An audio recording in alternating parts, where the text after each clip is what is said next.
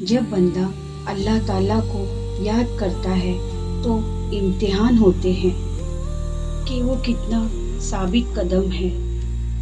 ثابت قدمی ایسی صلاحیت ہے کہ جس کے بعد مشکلیں آسان ہو جاتی ہے۔ وہ جان لیتا ہے کہ ہر مشکل ہمیں پہلے سے زیادہ مضبوط بنانے کے لیے ہے۔ مشکل کا انعام آسانی ہے۔ مشکلیں اور آسانیاں دراصل زندگی کی دو صورتیں ہیں۔ جو لوگ ہر کام کا رخ اللہ کی طرف کر دیتے ہیں تو اللہ تعالیٰ ان کو بصیرت عطا فرماتے ہیں۔ ذہن کا فرما برداری سے نافرما برداری کی طرف جانا ناشکری ہے۔ شکر کرنے سے آدمی صبر کرنا سیکھتا ہے۔ ذکر، شکر اور صبر ایسے اعمال ہیں جو ذہن کو شک شبہ اور منفی سوچوں سے دور رکھتا ہے۔ کبھی ہم بہت یقین سے کہتے ہیں کہ اللہ ہماری سب دعائیں قبول کر لے گا، اور کبھی ایسے مایوس ہوتے ہیں کہ جیسے ہماری دعائیں آسمان سے لوٹا دی جائے گی۔ ایسا کیوں؟ کیونکہ ہم انسان ہیں اور مایوسی انسانی فطرت ہے۔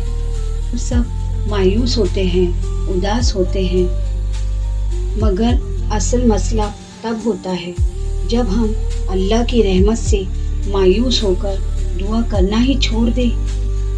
میں دعا کرنا نہیں چھوڑتی۔ میرے مایوسی کے لمحوں میں بھی کہیں نہ کہیں میری امید باقی ہوتی ہے۔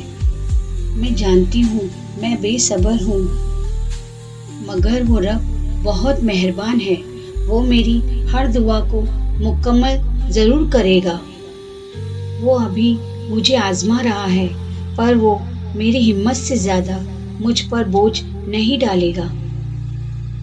بس جب یہ سوچتی ہوں میرا رب بہت رحم والا ہے، وہ 70 ماؤں سے بھی بڑھ کر ہم سے محبت کرتا ہے، تو میری مایوسی پھر دور ہو جاتی ہے۔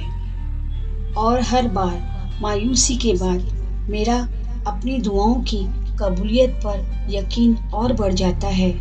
اللہ تعالیٰ نے ارشاد فرمایا، زیادہ سوچنا، شکایت کرنا، خود پر بہت زیادہ دباؤ ڈالنا بند کرو، اس کے بجائے مجھ پر اعتماد کر لو، اور جو اللہ پر بھروسہ کرے گا اللہ اس کے لیے کافی ہے۔ سب راستے بند ہو سکتے ہیں، مگر رب کی رحمت کا راستہ کبھی بند نہیں ہو سکتا۔ اور جس سکون کو تم ساری دنیا میں ڈھونڈتے ہو وہ قرآن اور نماز میں چھپا ہے۔ اللہ پہ بھروسہ کرنے سے صحرا میں زمزم پھوٹتا ہے۔